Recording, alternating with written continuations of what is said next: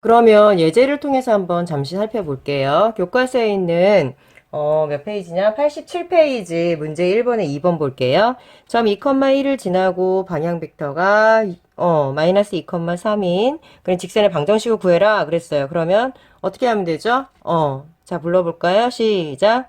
x는 x1 그죠? 2 플러스 마이너스 2t 이렇게 표현하시면 되겠죠. 그러니까 x는 마이너스 2t 플러스 2예요 라고 말하시면 되고, 자 y는 어떻게 되죠? 그렇죠. 1 더하기 3t 이렇게 되겠네요. y는 3t 플러스 1, 1 플러스 3t 해서 요 두 개를 동시에 쓰면은 직선의 방정식이 끝나는 거예요.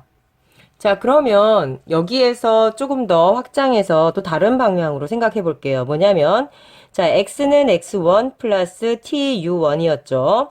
y는 뭐였어요? 시작. 그렇죠. y1 플러스 tu2였어요. 자, 양쪽에 똑같이 들어있는 게 뭐가 있어요? 자, t가 똑같이 들어있는 거 보여요? 그러면 내가 얘를 t는 이라고 바꾸어서 표현을 해볼게요. 그럼 얘 이항하고 그럼 x-x1 되죠. 그리고 u1에 붙어 있는 거 그렇죠. 분모로 u1 내려보낼 수 있죠. 그리고 여기 마찬가지예요. 이항하면 y-y1이 되고요. 분모는 누가 내려가요? 그렇죠. u2 이렇게 내려가게 됩니다.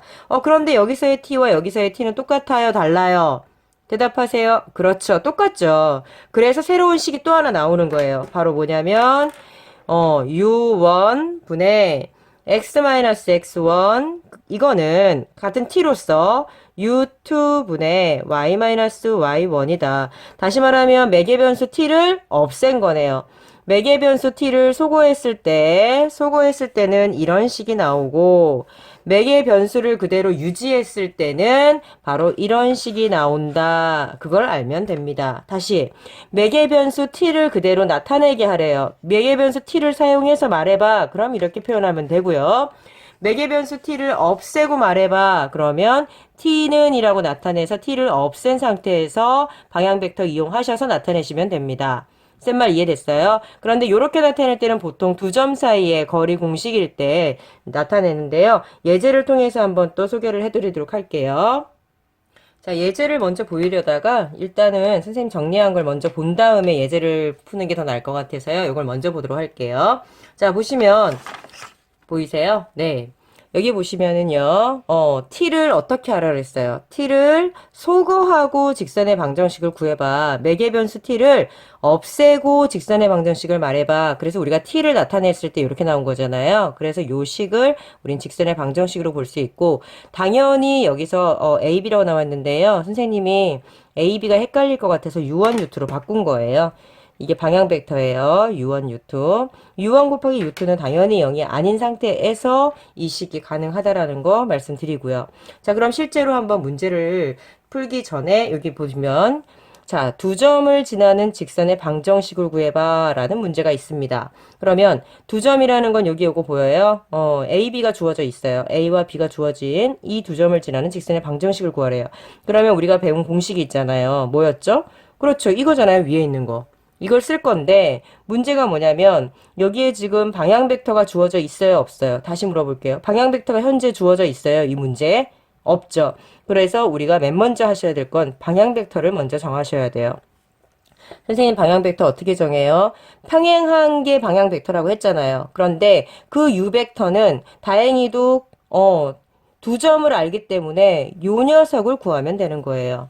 무슨 말인지 아시겠어요? 다시 방향 벡터는 다행히 그냥 tu 벡터가 아니라 이 녀석이 tu 벡터라고 했었잖아요, 예전에. 그런데 다행히도 몇 배 늘어났는지가 두 점이 주어져 있어요. 시점과 종점이 주어져 있기 때문에 ab 벡터의 AB 벡터를 구하시면은 그게 바로 방향 벡터가 되는 거죠. 그런데 이 녀석은 위치 벡터로 표현하면 OB 벡터 마이너스 OA 벡터라고 표현 가능하겠어요?